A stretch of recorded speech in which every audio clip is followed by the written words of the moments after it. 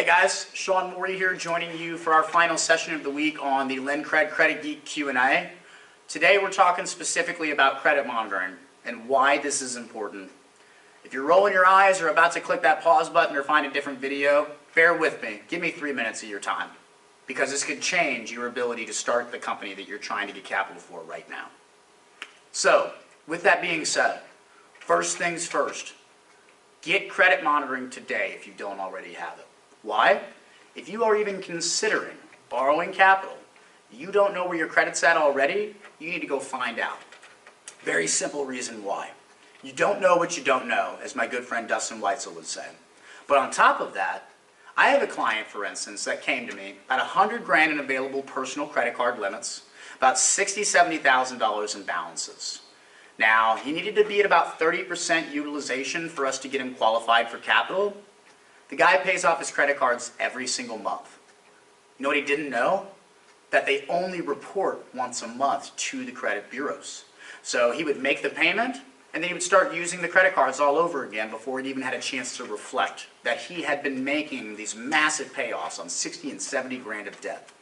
So with a little bit of advisement from me and looking at his credit monitoring, we were able to identify the reporting dates of his cards and put together a strategic payment plan to have those payments that he made reflect accordingly with the credit bureaus. Then, within 30 days, I was able to get him funding. So, if you want to be ahead of the curve and not wait 30 or 45 days to even start trying to get your capital, have credit monitoring set up and be monitoring it constantly. A lot of the paid services will even offer notifications on your cell phone, through text messages, through email, a plethora of ways to get that done. Capital One offers free credit monitoring. Discover, if you have a credit card with them, they will give you your FICO score every single month with your statement. So there's a multitude of avenues, and people are practically begging us to know what our credit looks like. Now, on top of that, what's also important to know is with credit monitoring, it's not about just having it and waiting for alerts to show up. You need to know which sections of your credit matter and why they matter. Why? Because if you're trying to go borrow money, it could be the age of your credit history that's causing you some issues and you don't know that. Or it could be that you're carrying too much personal debt, and if you just eliminate a little bit of it, that'll help. Or maybe you just need to wait 3 or 4 months before you go to them and let some of the credit you have become established prior to making that next move. It's as simple as this.